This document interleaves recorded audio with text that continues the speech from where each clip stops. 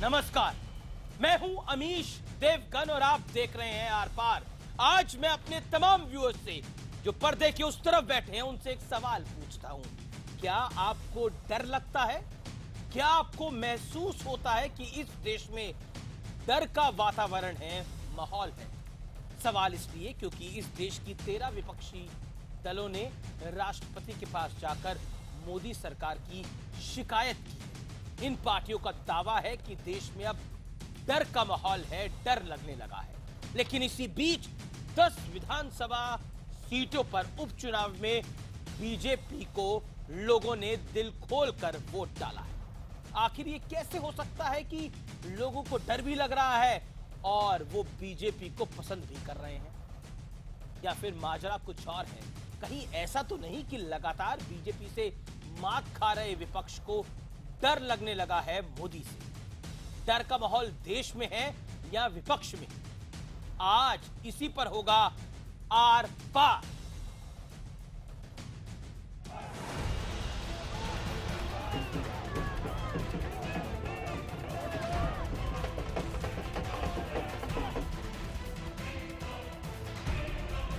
इन दो तस्वीरों में कहानी बीजेपी की भी है और विपक्ष की भी, क्योंकि बीजेपी का विजय रथ आगे बढ़ता जा रहा है।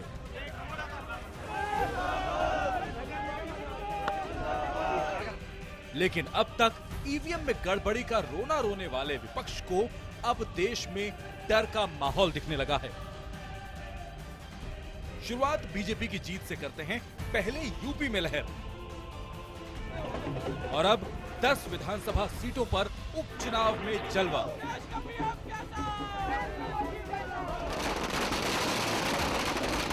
बीजेपी के विजय रथ के आगे विपक्ष बेदम होता जा रहा है। जिस राजौरी गार्डन विधानसभा सीट पर 2 साल पहले केजरीवाल की पार्टी ने बम्पर जीत हासिल की थी, वहां आम आदमी पार्टी की जमानत जब्त हो गई।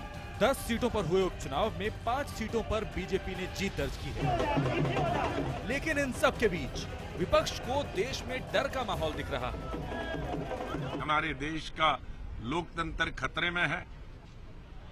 हर जगह धर्म का गलत इस्तेमाल किया जा रहा है और एक खौफ और डर पूरे देश में पैदा किया गया है। गुलाम नबी आजाद ने यह बयान 13 विपक्षी दलों की राष्ट्रपति से मुलाकात के बाद दिया। सोनिया गांधी और मनमोहन सिंह के नेतृत्व में JDU, TMC, DMK, NCP, RJD, SP, BSP और वाम दल के नेता मोदी सरकार की शिकायत लेकर राष्ट्रपति प्रणब मुखर्जी के पास पहुंचे थे। विपक्ष की शिकायतों के पुलिंदे में ईवीएम का मुद्दा भी शामिल था, क्योंकि कई पार्टियों को बीजेपी की जीत के पीछे ईवीएम की माया दिख रही है। भारतीय जनता पार्टी के लिए तो ईवीएम माता की जय हो। अपनी हार की हताशा में अपने सर को ईवीएम पर फोड़ना नहीं चाहिए। उन्हें इस बात को समझ लेना चाहिए कि हार की हताशा जो है ईवीएम पर सर फोड़ने से ठीक नहीं होगी। उसके लिए उन्हें आत्मचिंतन करने की जरूरत है। उन्हें इस बात को स्वीकार करने की जरूरत है कि जनता ने जनादेश जो दिया है उन्हें विपक्ष में बैठने के लिए दिया है। लेकिन सवाल डर का है, तो क्या वाकई देश में डर का माहौल बन गया है, या फिर जिस डर की बात हो रही है उसके पीछे असली वजह विपक्ष की लगातार होती हार है? आज इसी मुद्दे पर होगा आर पार। और अब वो विश्लेषण जिसका आपको इंतजार रहता है, और आज सुनिए विपक्ष के डर का विश्लेषण जो कि बहुत जरूरी है।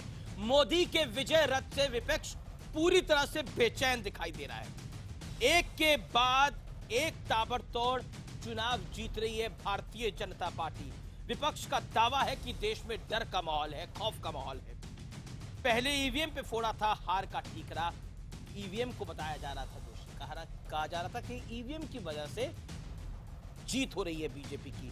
देश में अगर डर का वाकई माहौल है तो इतने सारे चुनाव, ओडिशा से लेके चंडीगढ़, चंडीगढ़ से लेके उत्तराखंड, उत्तराखंड से लेकर उत्तर प्रदेश और मणिपुर, जहां पर बीजेपी की 2 सीटें नहीं होती थी, वहां पर भी बीजेपी की अच्छे नंबर में सीटें आई और फिर सरकार भी बनाई बीजेपी। तो कुल मिलाकर, और अब ये जो उपचुनाव हुए हैं और दिल्ली जैसे इलाके के अंदर जहां आम आदमी पार्टी की सरकार है, जहां प्रचंड जीत मिली थी आम आदमी पार्टी को, वहां जमानत जब्त हो जाती है। जनाब डिपॉजिट लूज कर जाती है आम आदमी पार्टी। अगर डर का माहौल है तो इतनी भव्य जीते क्यों? और अब मैं अपने पैनल को इंट्रोड्यूस करता हूं। मेरे साथ आज कौन कौन जुड़ रहा है इस डिबेट के अंदर। मेरे साथ डॉक्टर संबित पात्रा है, भारतीय जनता पार्टी के राष्ट्रीय प्रवक्ता, वो बीजेपी की नुमाइंदगी करेंगे। मेरे साथ इस डिबेट में वारिस पठान साहब है, प्रवक्ता एआईएमआईएम के। मेरे साथ पवन खेड़ा है, वेटरन कांग्रेस लीडर, प्रवक्ता कांग्रेस पार्टी के। मेरे साथ राकेश सिन्हा है, आरएसएस के थिंकर। मेरे साथ अभय दुबे हैं इस डिबेट के अंदर, जो कि वरिष्ठ पत्रकार हैं, अपना पॉइंट बहुत बेबाकी के साथ रखते हैं। मैं सबसे पहले इस डिबेट की शुरुआत पवन खेड़ा साहब आपसे करता हूं और बहुत सीधा और साफ गोई से एक सवाल पूछता हूं। अगर इतना डर का माहौल है तो बीजेपी की इतनी बड़ी प्रचंड जीत कैसे?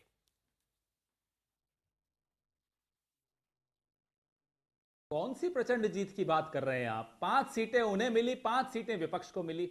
डर बाकी कहां है मैं तो बाद में बताऊंगा।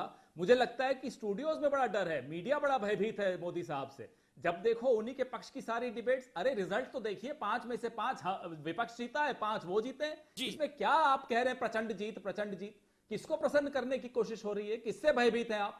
मुझे तो ये बताइए। नहीं, मैं तो किसी से भयभीत नहीं हूं। आप मुझे बताइए, डर का माहौल क्यों दिखाई दे रहा है? कहां पर डर का माहौल दिखाई दे रहा है? अगर डर का माहौल दिखाई दे रहा है तो जीत तो मिल रही है, उत्तर प्रदेश से लेकर दिल्ली तक।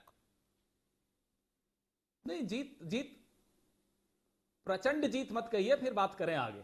नहीं देखिए, अब आप मुझे बताइए, अब आप मुझे बताइए, टीएमसी के सामने बीजेपी नंबर 2 पे चली गई, आप नंबर 3 पे भी नहीं रहे, फिर भी आपको लग रहा है प्रचंड जीत नहीं है, तो क्या है ये? अरे साहब, दिल्ली में हम नंबर 3 पे थे, अब 2 पे आ गए, तो वो आपको नहीं दिख रहा? अरे ये बताइए, मध्य प्रदेश में क्या हुआ? इनकी सरकार थी। ये बताइए, झारखंड में क्या हुआ? इनकी सरकार है। झारखंड में क्या हुआ इनके साथ? क्यों जीत गया जेएमएम जो हमारा अलाय है? क्यों मध्य प्रदेश में अटेर ये हार गए? ऐसे मत करिए। अब आगे बात करते हैं, भय कहां दिख रहा है, हम आपको बताते हैं भय कहां दिख रहा है। 30 सेकंड और 30 सेकंड। कॉलेजेस में चले जाइए, एबीवीपी की गुंडागर्दी देख लीजिए। आप उत्तर प्रदेश की सड़कों पर चले जाइए, एंटी रोमियो स्क्वाड लोगों के बेडरूम में घुस रहा है, ये देख लीजिए। आप कलबुर्गी से शुरू करिए, अखलाक पे जाइए, पहलू खान पे जाइए, एंटी रोमियो स्क्वाड्स को देखिए, और हर एक कैंपस में देखिए क्या हाल बना रखा है। आरएसएस प्रमुख 51 वाइस चांसलर्स को बुला के ताकीद देते हैं कि इस तरह से पढ़ाइए, इस तरह से ना पढ़ाइए। इतना तो वही तो मैं कह रहा हूं, ये भी हमें बताया जा रहा है। इतना डर का माहौल है तो आपको फायदा मिलना चाहिए। आरएसएस प्रमुख ताकीद कर रहे हैं, जनता इतनी परेशान है, नोटबंदी पे भी आपने सब कुछ बोला था, तो आपको तो फायदा मिलना चाहिए था। आप दिल्ली में नंबर 2 पे क्यों है, नंबर 1 पे क्यों नहीं है? फायदा न बंगाल के अंदर आप नंबर 3 पे क्यों है, नंबर 1 पे क्यों नहीं है, या नंबर 2 पे क्यों नहीं है? ये माहौल नहीं होता जी, okay, Sambit Patra, respond to this. अगर ये माहौल नहीं होता तो शायद बीजेपी 10 में से 10 जीत जाती। ठीक है, ओके, अगर भय का माहौल नहीं होता तो बीजेपी 10 में से 10 जीत जाती। Okay, over to you Sambit Patra. डर का माहौल है तभी आप 5 जीते हैं।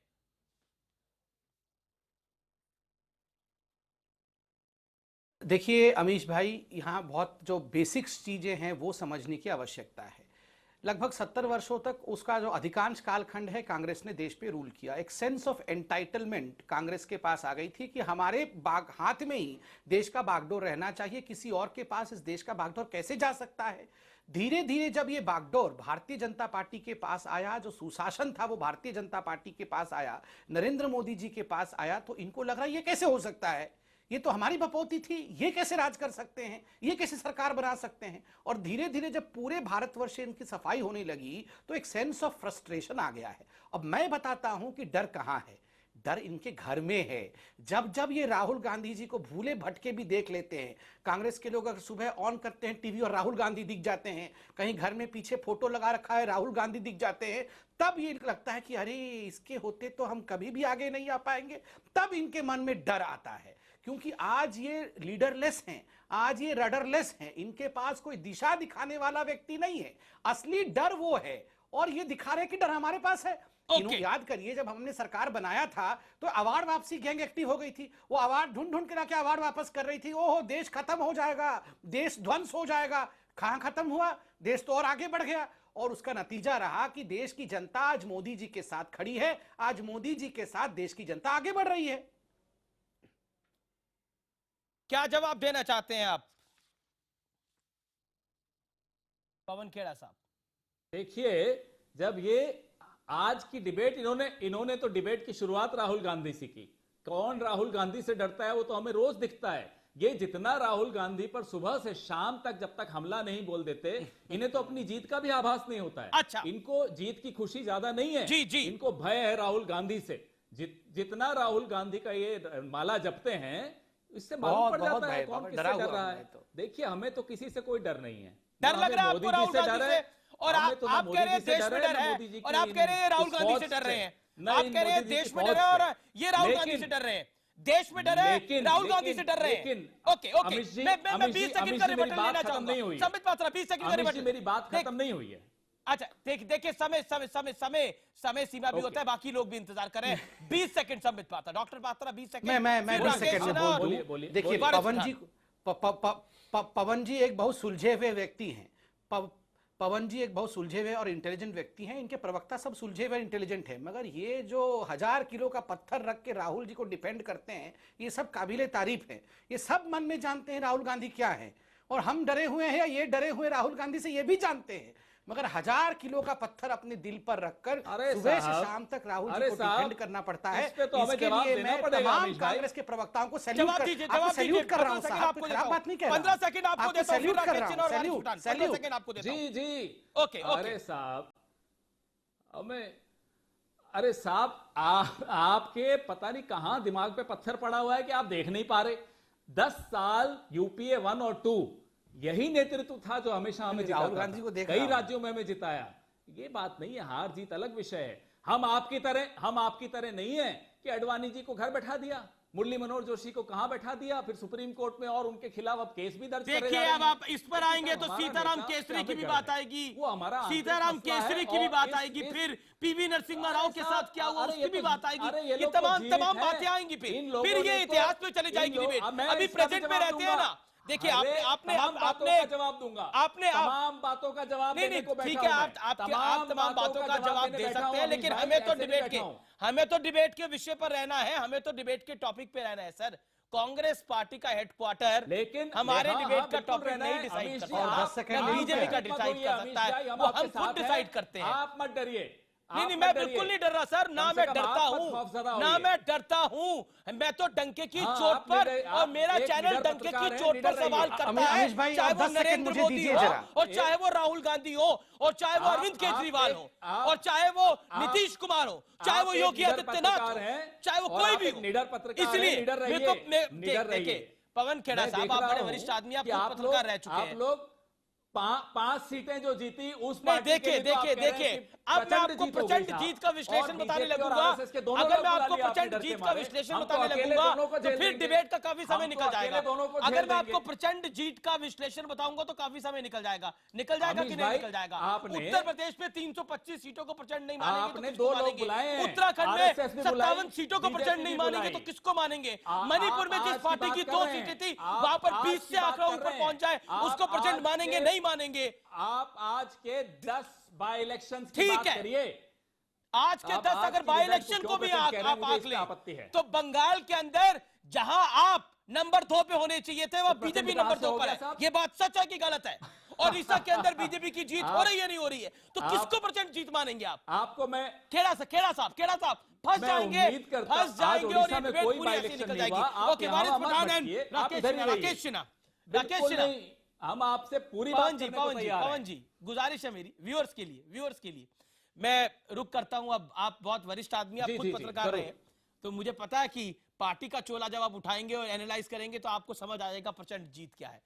मैं रुक करता हूं। अब सीधा मेरे साथ राकेश सिन्हा है और वारिस पठान है। राकेश सिन्हा, मैं आपके पास आता हूं।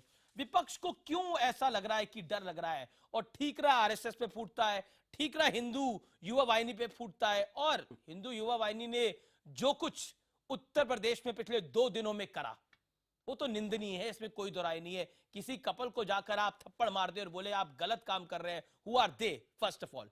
सेकेंडली, क्या आपको लगता है ये लोग हिंदू युवा वाहिनी हो या फिर आरएसएस चीफ हो, ये मौका दे देते हैं विपक्ष को कहने का कि डर लग रहा है जनाब, और फंसा देते हैं मोदी सरकार को, जैसा विपक्ष इल्जाम लगा रहा है? देखिए, कुछ दिन पहले राष्ट्रीय स्वयंसेवक संघ के सरसंघ चालक माननीय मोहन भागवत जी ने साफ तौर पे कहा था कि जो भी कानून को हाथ में लेकर काम करते हैं वे अपराधी हैं, वे कॉज के अगेंस्ट काम करते हैं। इसलिए वैचारिक जामा पहनाना या किसी को धर्म का जामा पहनाना उचित नहीं है। कम से कम खेरा साहब को नहीं लगेगा, अभय कुमार दुबे जी को नहीं लगेगा, हमारे राजकार पार्टी के पठान साहब बैठे हैं उनको भी नहीं लगेगा। क्योंकि जब कोई टेररिस्ट पकड़ा जाता है तो कहते हैं कोई धर्म नहीं है। जब कोई विजिलेंटिस्ट के नाम पर या काउ प्रोटेक्शन के नाम पर कोई क्रिमिनल काम करता है, वो पकड़ा जाता है तो उसका धर्म भी आ जाता है, विचारधारा आ जाता है, संगठन आ जाता है। बस तो वह जितना बड़ा क्राइम करता है उससे ज़्यादा आप उसको रिस्पेक्टेबिलिटी देते हैं आइडियोलॉजी के नाम पर, ऑर्गेनाइजेशन के नाम पर, विचारधारा के नाम पर और धर्म के नाम पर। अब मैं आता हूँ डर के माहौल पर। देखिए डर कहाँ पर है? डर वास्तव में क्या है कि सरकार बनने के 6 महीने बाद तक इन लोगों ने देश में एक माहौल बनाने की कोशिश की। नहीं, इन लोगों ने एक अवार्ड वापसी गैंग क्या था ये, जिसमें सारे लोग शामिल थे। डिमोनेटाइजेशन हुआ तो क्या ये इस विपक्ष ने क्या हंगामा मचाया? जनता ने क्या मैंडेट दिया? डर किसको है? ब्लैक मनी वालों को डर है। डर उन अफसरों को है जो बैंक के उन अफसरों ने जिन्होंने डिमोनेटाइजेशन के समय में सरकार को धोखा दिया, जनता को धोखा दिया। डर किसको है? जो 15 मिनट में हैदराबाद से आर्मी हटा देकर कहते हैं हैदराबाद का क्या हाल। एक बात और सुन लीजिए, डर किसे? अमीश जी, अमीश जी मैंने सबकी बात बड़े गौर से सुनी और 19 सेकंड का मुझे टाइम दिया जाए बोलने के लिए। बिल्कुल टाइम मिलेगा सर, विपक्ष मेरी कोशिश यही फारूक ओमर अब्दुल्ला ने क्या कहा? राकेश जी, अमीश जी मैं इसको पूरा देखिए अमीश जी, ओमर अब्दुल्ला ने क्या ट्वीट करके कहा था कि विपक्ष अब 19 नहीं 24 की तैयारी करे। ठीक है, मैं उस विषय पर आऊंगा, और वो विषय पहले भी डिस्कस हो चुका है। वारिस पठान, आपको मोदी से हार का डर है या फिर देश में डर का माहौल है? कंफ्यूजन हो रहा है थोड़ा। देखिए अमीश जी, अगर सबसे इतना पहले डर का माहौल खराब है तो फिर कैसे जीत रही है बीजेपी? अमीश जी, सबसे पहले तो मैं ये बताऊं आपको, मैं सबसे पहले आपको बताना चाहता हूं अमीश जी, आप खामोशी के साथ सुनिए कि जब ये मोदी सरकार सत्ते में आई थी तो इनका एजेंडा क्या था? सबका साथ सबका विकास, good governance, development, India first. और आज क्या हो रहा है? काव काव काव, Vande Mataram, anti Romeo squad और युवा वाहिनी। आप देखिए दादरी से लेके अब तक इतने इनोसेंट मुस्लिमों का मर्डर किया गया है। धर्म को छोड़ दें, संस्कृति छोड़ दें। गौर करिए अमीश जी, कि जब एक धर्म को आपके हवाले कर दिया, राकेश सिन्हा जी आपका टर्न आएगा, आपको बोलने मिलेगा। आज अलवर के अंदर एक मुस्लिम का मर्डर हो जाता है, लेकिन प्रधानमंत्री खामोश बैठे। इजिप्ट के अंदर कुछ होता है तो प्रधानमंत्री सॉलिडरिटी दिखाते हैं वहां पे, दिखाइए। मगर साथ ही साथ आप पूरे देश के प्रधानमंत्री है तो आप देश के लिए तो कुछ बोलिए। आप एक देश का मुसलमान बेकसूर नागरिक, एक डेयरी फार्मर था, उसको घरों ने पीट के मार डाला, उसका मर्डर कर दिया। जब भी तो आप कुछ बोलिए। देखिए राकेश सिन्हा जी, आप जब बोल रहे थे मैं खामोश बैठा था। इस तरह से डिबेट नहीं हो रही राकेश सिन्हा जी, आप बोल रहे थे मैं खामोश था। खामोशी के साथ सुनिए। इस छोटे से ब्रेक के बाद मैं तुरंत वापस आ रहा हूं। जनता को डर लग रहा है या विपक्ष को डर लग रहा है? यही आज का सवाल है और यही आज की बहस है। आर पार में आप बने रहिए क्योंकि ब्रेक के बाद अगला दौर बेहद दिलचस्प होगा। कुछ आंकड़े निकाल कर मैं ला रहा हूं।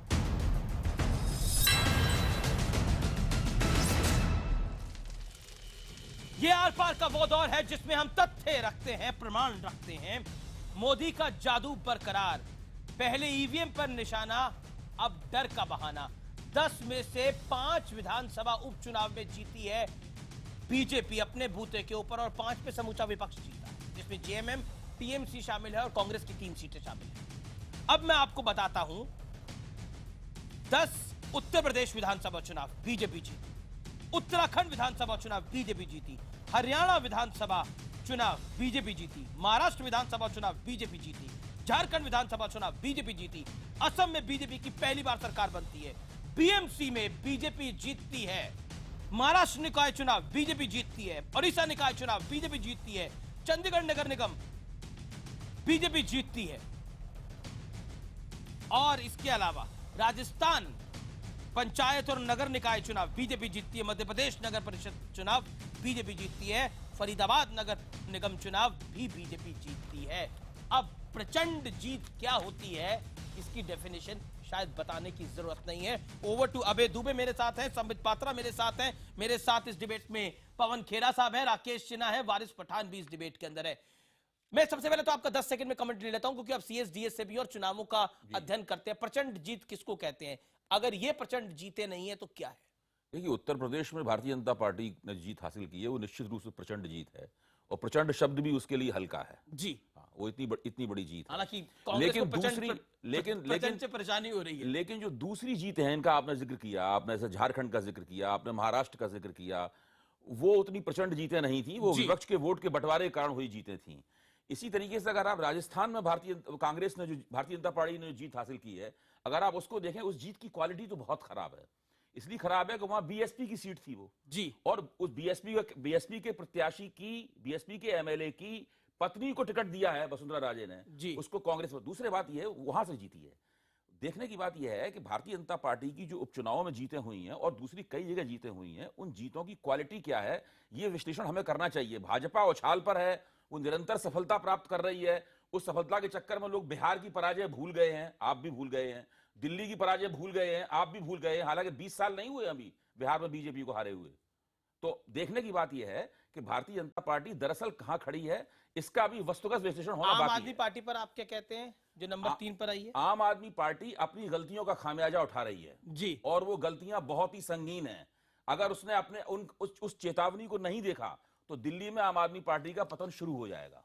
आपको उम्मीद थी आम आदमी पार्टी नंबर 3 पे आएगी और मुझे निश्चित रूप से उम्मीद थी कि राजौरी गार्डन में आम आदमी पार्टी की जमानत जब्त हो जाएगी। ठीक है, मैं रुक करता हूं संबित पात्रा का। Sambit Patra, your response 30 second. Sambit Patra, देखिए, मैंने एक नया टर्म आज सुना है कि क्वालिटी ऑफ जीत खराब है। इसको डर कहते हैं। इसको कहते हैं कि देखिए जीत भी हो गई, और ये मैं अहंकार के बोल नहीं कहना चाहता, इतनी जब जीत की फहरिस्त आपने गिनाई है तो खुशी भी होती है और एक सेंस ऑफ रिस्पॉन्सिबिलिटी भी आता है। मगर ये क्वालिटी ऑफ जीत खराब है, ये टर्म मैंने पहली बार सुना है और मैं इससे सहमत नहीं हूं। दूसरी बात, डर क्या होता है? देखिए, यहां वारिस पठान जी बैठे हैं, बिल्कुल सही कहा राकेश सिन्हा जी ने। डर वो होता है जब इनके नेता कहें कि आप 15 मिनट के लिए पुलिस हटा दीजिए, फिर आप देखिए हिंदुओं का क्या होता है। डर ये होता है जब आप कहें कि हिंदुस्तान में केवल फारूक अब्दुल्ला ने कहा, उमर अब्दुल्ला ने कहा 68% हम कश्मीर में मुसलमान हैं, तो जो हमको करना है वो हम करेंगे। डर वो होता है जब ओवैसी साहब कहते हैं आईएएस के लिए जो लोग गए थे उसके लिए वकील मैं दूंगा। देखिए, आईएएस के लिए समर्थन में वकील ओवैसी साहब देंगे, तब मुझे डर लगता है। और डर वो होता है जब केरल में हमारे लोगों की हत्या कर दी जाती है और कार्यकर्ताओं का सर नहीं मिलता है। धड़ मिलता है तो सर नहीं मिलता है, सर मिलता है तो धड़ नहीं मिलता है। और मैं आपको बता दूं, भारतीय जनता पार्टी मानती है कि डर के परे ही जीत है। इसलिए केरल और बंगाल, मैं कल कूच बिहार में था, बंगाल में एक कार्यकर्ता को देखने गया था जिसको टीएमसी के लोगों ने मार मार कर अधमरा कर दिया है। उसका नाम है बिमल बसु को जिस प्रकार मारा है बंगाल में, मैं कल अस्पताल में देख के आया हूं। टांग टूटी पड़ी है, सर टूटा पड़ा है, उसके बावजूद हमारे लोग वहां काम कर रहे हैं। Sanbit, you made your point now. Sanbit, you made your point. Okay, Varis Pradhan, respond to this. Then Abhay Dubey, I'll come to you.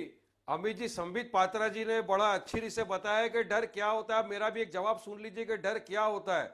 डर ये होता है कि जब एक बेकसूर डेयरी फार्मर रास्ते पे जा रहा होता है तो उसको एक गौ रक्षक वाले आते हैं, कायदा कानून को पालन किए बिना उसको रास्ते पे पीटते हैं और जबरन उसको मार डाला जाता है, मर्डर किया जाता है। डर वो होता है कि जब अखलाक जैसे बेकसूर इंसान को दादरी के अंदर लिंच करके मार दिया जाता है। डर वो होता है जब युवा श्रेणी के लोग किसी के घर में घुसते हैं और एक लड़का और लड़की को लाकर मारते हैं। डर वो होता है। डर वो होता है कि जब किसी को जबरन कहा जाता है कि तुमको अगर देश में रहना होगा तो संविधान को नहीं मानो, इस बात को मानो और ये कहना होगा। डर ये होता है, क्या कहना होगा कि जब आप जैसे वरिष्ठ इंसान, इंटेलिजेंट, पढ़े लिखे आदमी इस तरह की बात करते हैं तो मुझ जैसे छोटे आदमी को डर लगता है कि संबित पात्रा जी के जहन में अगर ये बात है तो दूसरे के जहन में क्या बात आ सकती है। डर ये है संबित पात्रा जी, डर ये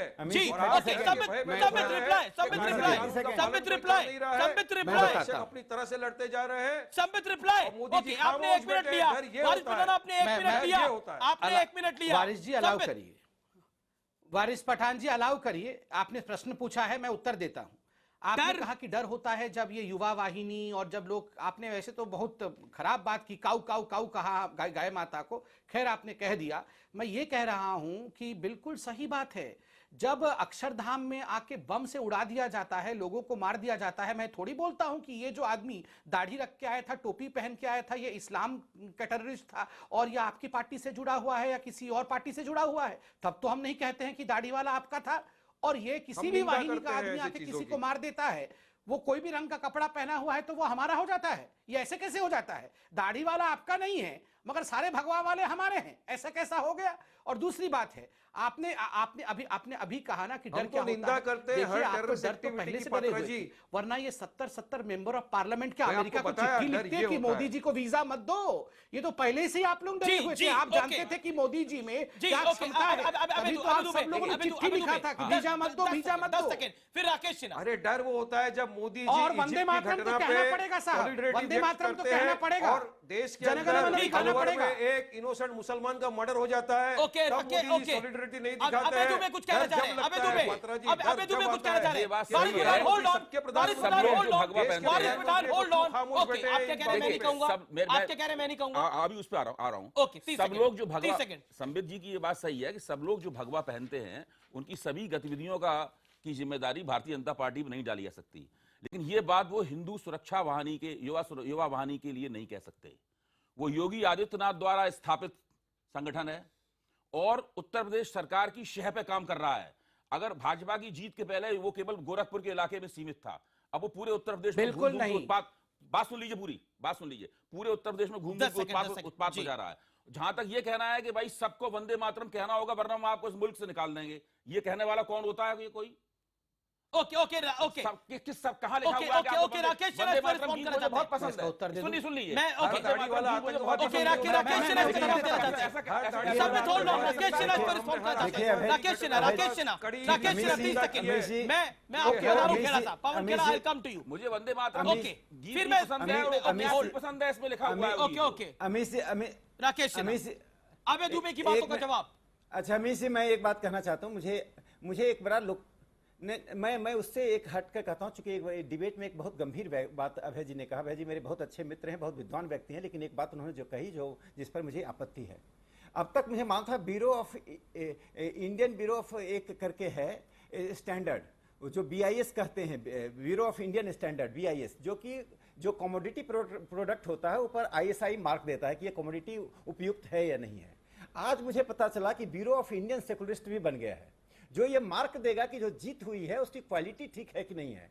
मुझे आश्चर्य लगता है। मुझे मैं बताऊंगा ना आपको क्वालिटी क्यों है। प्रक्रिया से यही विश्लेषक का काम है। विश्लेषक का काम जो जीता हुआ आदमी विरोधावाली गाना नहीं है। नहीं 10 तरह से राकेश जी, जो आदमी विश्लेषक है उसका काम जो जीता हुआ आदमी है उसकी ढपली बजाना नहीं है, उसका काम हर। लेकिन हारे हुए का भी विश्लेषण करना ज्यादा जरूरी हो जाता है। मैं कर रहा हूं, आम आदमी पार्टी कर हारे हुए का भी विश्लेषण करना जरूरी होता है। मैं बता रहा हूं, अरविंद केजरीवाल पंजाब में पूरी तरह हारे हैं। मैं अपनी बात तो पूरी कर लूं। अबे जी, मैं अपनी बात पूरी कर लूं। राकेश जी बात पूरी कर लूं। मैं इतना ही कहना चाहता हूं। नहीं, मैं इतना ही कहना चाहता हूं कि लोकतांत्रिक प्रक्रिया में पार्टियां चुनाव जीतती हैं। चुनाव का विश्लेषण 10 तरह से कीजिए कि इसमें वोट बैंक है, गलत कैंडिडेट है, गुंडे कैंडिडेट है, लेकिन जीत की क्वालिटी ठीक नहीं है। वोट मुझे लगता है कि किसी भी लोकतांत्रिक प्रक्रिया के साथ बड़ा क्वेश्चन मार्क है। दूसरी बात मैं कहना चाहता हूं, देखिए इस देश में कम्युनिटी पुलिसिंग को जो आप कह रहे हैं, कम्युनिटी पुलिसिंग पहली बार उत्तर प्रदेश में एक्सपेरिमेंट हुआ और देश के वहां पर जाकर उन बच्चियों को देखे जो स्कूल कॉलेज नहीं जाती थी। ऐसे ही इस कंजर्वेटिव नहीं, पर राकेश सिन्हा जिन बच्चियों के साथ छेड़छाड़ होती थी उन पर रोक लगाना पुलिस का काम है, वो करे। लेकिन हिंदू युवा वाहिनी किसी के घर में घुसकर किसी कपल को मारे कि आप कौन है हमें बताइए। What is Hindu Yuva Vahini? हिंदू युवा वाहिनी अपनी गुंडागर्दी अगर फैलाएगी तो उसको क्रिटिसाइज किया जाएगा, उसको आपको भी क्रिटिसाइज करना चाहिए, उसको क्रिटिसाइज आपको भी करना चाहिए। सुन लीजिए, उसको क्रिटिसाइज नहीं करेंगे तो इस देश का माहौल खराब होगा। चाहे युवा वाहिनी, मैं सुन लो, एक मिनट अमित जी, राकेश सिन्हा जी को इस चीज को क्रिटिसाइज करना चाहिए जो युवा वाहिनी ने किया था। नहीं देखिए, अब आपकी पैरोकारी किसके लिए जरूरत चाहिए? आप तो वंदे मातरम नहीं गा रहे थे जना। वंदे मातरम में आप तो धर्म ले आते, वंदे मातरम में कैसे धर्म आ सकता है? कार्रवाई होनी चाहिए। ठीक है, ओके, मैं रुककर तो पवन खेड़ा साहब का देखिए, मैं इस डिबेट को सार्थक बनाना चाहता हूं अपने व्यूअर्स के लिए। Rakesh Sinha, you made your point. Pawan Khera इस दौर में आए भी नहीं। बारिश पठान जी पर कर दूं। बारिश पठान 10 सेकंड सर, 10 सेकंड लीजिए। बारिश पठान जी, वंदे मातरम कोई जैसा तैसा गाना नहीं है। वंदे मातरम स्वतंत्रता संग्राम की से उपजी हुई एक ऐसा गीत है जिसको संविधान सभा ने एक मत से स्वीकार किया है और अभय जी मुझे भी अच्छा नहीं लगा। चैलेंज मत करिए, देशभक्ति मेरे रोम रोम में, मेरे रग में, मेरी सांसों में, मेरी सोल में समाई हुआ है। ठीक है, ठीक है। पेट्रोटिज्म ना मुझे सीखना है, ना मुझे सर्टिफिकेट चाहिए। आप संविधान में समाई हुई है। देखिए राकेश सिन्हा, वारिस पठान, आप राजकारों की पार्टी को लेकर चल रहे हैं, मैं ओवरलैपिंग में अलाउ नहीं करूंगा। एक दूसरे पे आप लोग बोले, कहाँ रोम रोम में वो अच्छा नहीं लगता। मैं पवन खेड़ा का रुख करता हूँ। पवन खेड़ा साहब, ये रोम रोम में कहाँ है? पवन खेड़ा साहब, hear me out. Pawan Khera साहब, ओके राकेश सिन्हा, वारिस पठान, क्या दूसरे को संविधान को बढ़ावा दे रहे हो? कपल को घर में घुस के मारा जा रहा है, राकेश सिन्हा हैदराबाद में बढ़ावा दे रहे हैं। राजकारों की निंदा नहीं कर पाए, देशद्रोहियों को देश के शत्रु की पार्टी के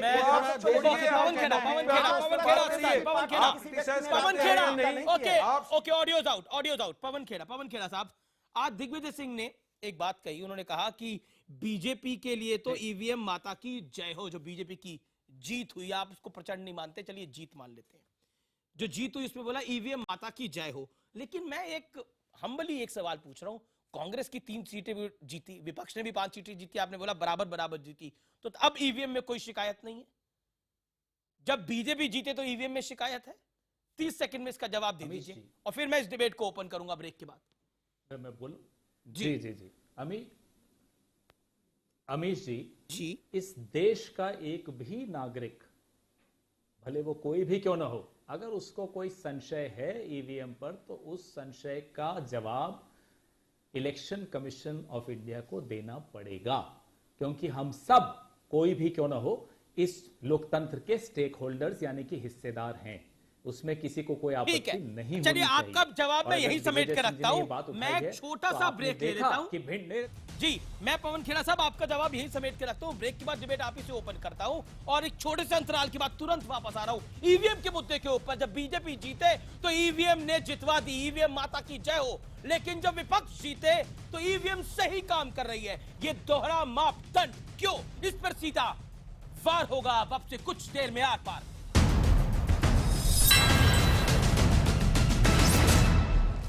आर पार आप देख रहे हैं और मेरे साथ संबित पात्रा, वारिस पठान, राकेश सिन्हा, अभय दुबे और पवन खेड़ा। खेड़ा साहब, ब्रेक से पहले आपके साथ थे और मेरा सवाल वहीं का वहीं है, जस का तस है। आप जीते तो ईवीएम ठीक है, लेकिन अगर बीजेपी जीत जाए तो ईवीएम खराब है। आपकी अपनी पार्टी के नेता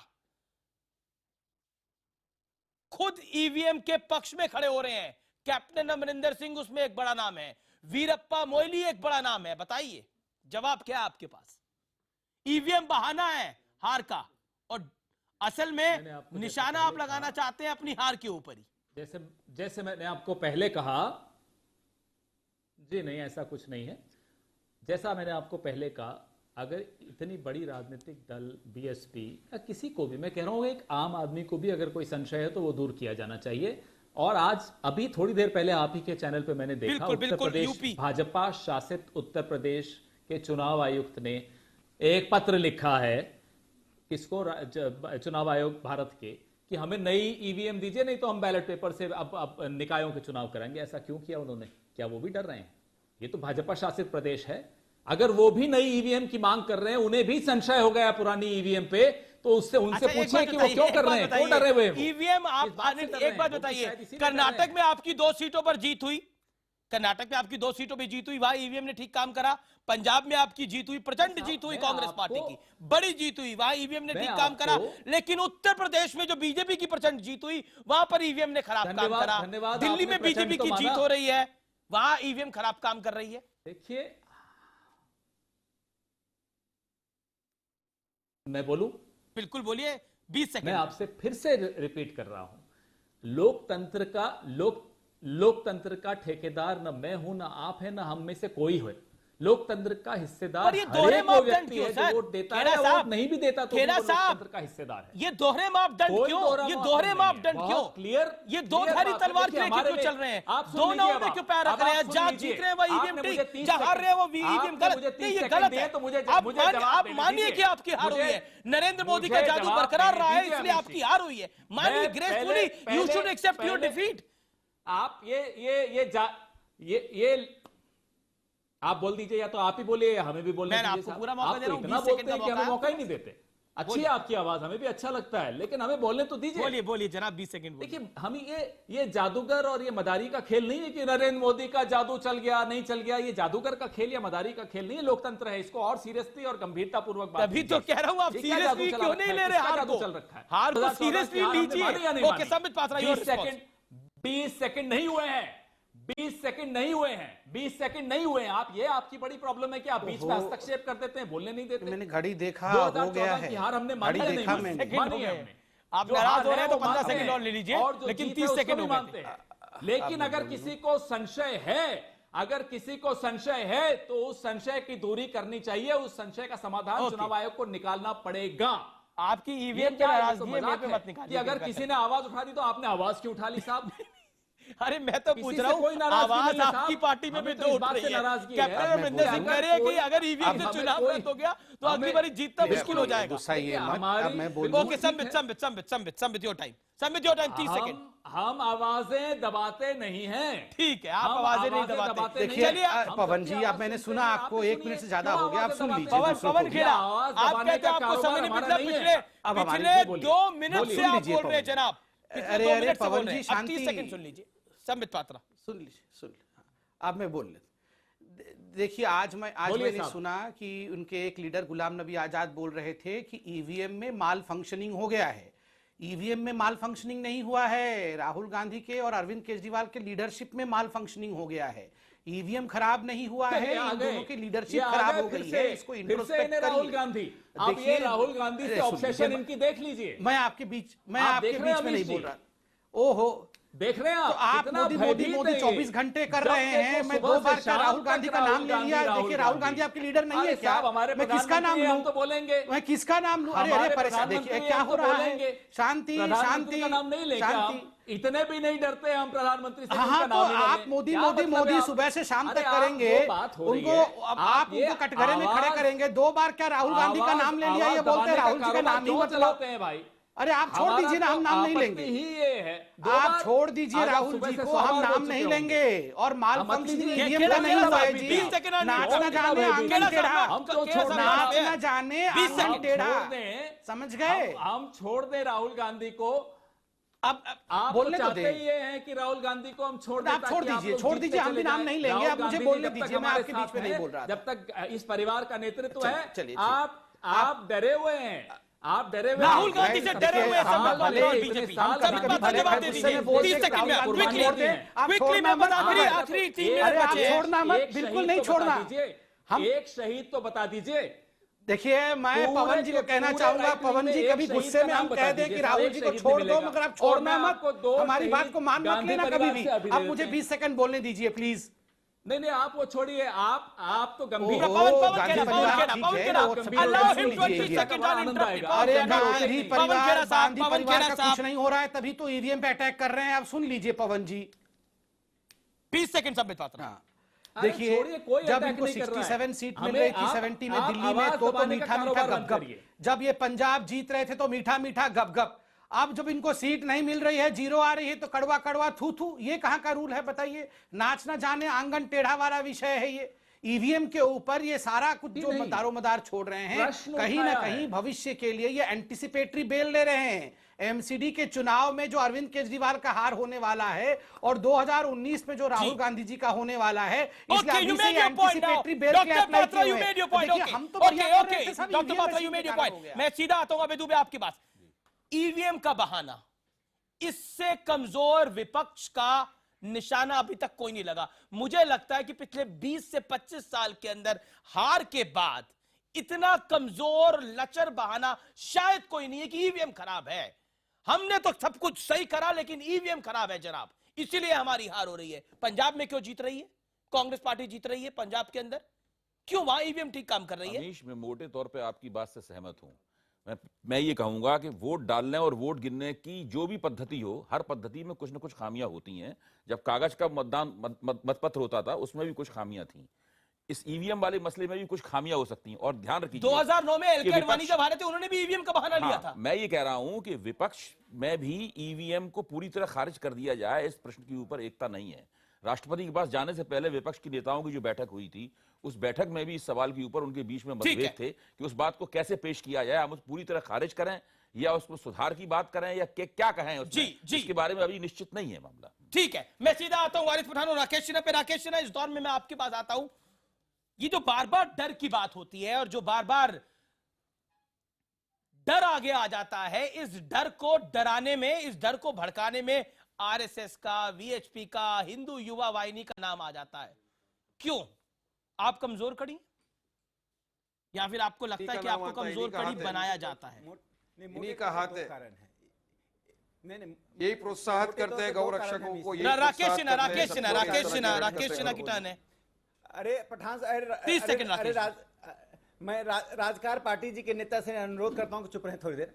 देखिए, मैं इतना ही कहना चाहता हूं, जो वैचारिक परिवर्तन हुआ उसने जाति के और संप्रदाय का जो तुष्टीकरण की नीति थी, जो उसके कारण पहचान की राजनीति थी, वो डाइल्यूट हो रहा है।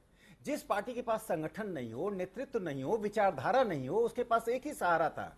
वो बारिश में जैसे एकमात्र सहारा छतरी होती है, वो जाति का, संप्रदाय का, वोट बैंक की छतरी थी। वो छतरी जब निकल गई तो डर तो लगेगा ही। आज उत्तर प्रदेश में जाति की सीमा के क्रॉस कर गया, 2014 के चुनाव में जाति की सीमा क्रॉस कर गया। अब देश में वंदे मातरम गाने के नाम पर यदि किसी को डर लगता है तो डर लगना चाहिए। वंदे मातरम गाने में आपको डर लगता है, लगता रहे। वंदे मातरम गाने और गाने में डर लगता है तो लगता रहे। प्रेरणा मिलती है, लीजिए जवाब। हम तो वंदे मातरम गाएंगे और गाने के लिए इंसिस्ट करते रहेंगे। इस देश में वंदे मातरम गाने पर आपत्ति करने वालों को अपने अपने अपने चेहरे को आईने में देखना चाहिए। राकेश सिन्हा जी, आप गाइए वंदे मातरम, मैं भी बहुत आदर करता हूँ नेशनल एंथम का, दिल से आदर करता हूँ। आप मुझे फोर्स नहीं कर सकते, लेकिन मेरा एक सवाल है आपसे। अलवर के अंदर टाइम ओवर हो गया डिबेट का। आप आदर करते हैं वंदे मातरम का, ये जान के बहुत खुशी हुई। आप तमाम लोगों का बहुत बहुत शुक्रिया। आज की बहस का निष्कर्ष यही है कि अरविंद केजरीवाल बहुत गंभीरता से सोचना होगा। जो डिबैकल है अरविंद केजरीवाल का, वो वाकई बहुत बड़ा है। और जिस तरह से बीजेपी की प्रचंड जीत हो रही है, बार बार हर बार, क्या उसी से विपक्ष को डर लग रहा है और इसीलिए मोदी फोबिया भी हो रहा है? आज का निष्कर्ष यही है, कई बार आप हारते हैं तो उस हार को स्वीकार करना चाहिए। फिलहाल आर पार में इतना ही।